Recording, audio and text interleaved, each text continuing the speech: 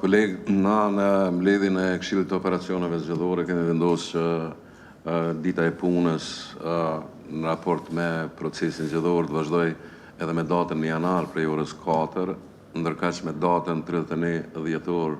të vazhdoj deri në orën 12. Nuk e di nëse është vendimi më i miri i mundshëm.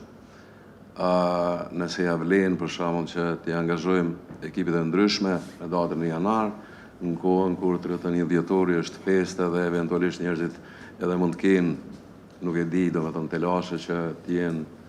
plotësisht të angazhuar në ditën e nesërme.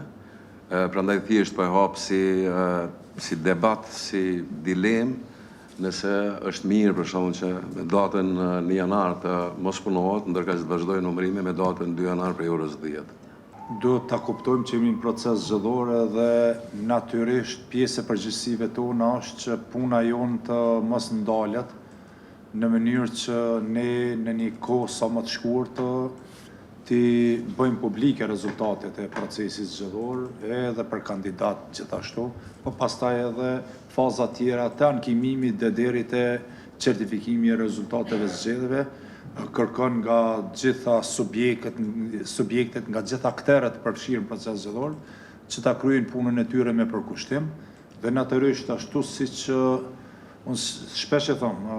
Komisioni Qendror i Zgjedhjeve, jo vetëm te ne, po kudo në mënyrën se si organizohet, është një lloj organizimi civilo-ushtarak, përveç armëve që nuk i kemi, po kemi një mision që është i ndërlidhur me shumë operacione, siç u përmend çështja e rrymës.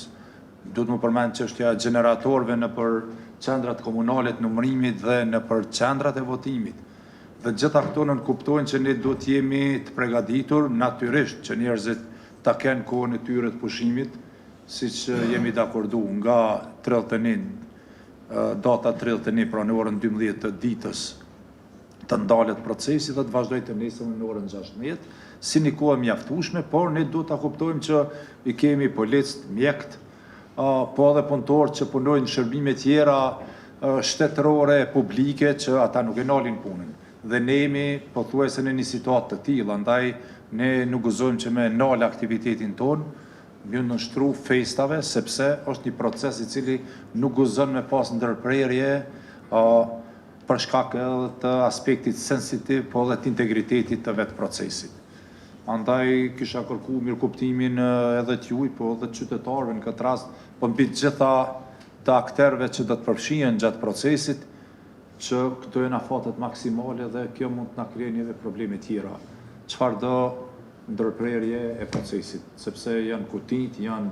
hapësirat ku ruhen ato edhe procesi sa më pak duhet me ndërprerje. Domethënë, çaq ka qenë besoj mundësia jonë edhe çaq mund të bëjmë, po jo më shumë se aq. Çështja e orarit është diskutuar në Këshillin për Operacione Zgjedhore dhe është një pajtim që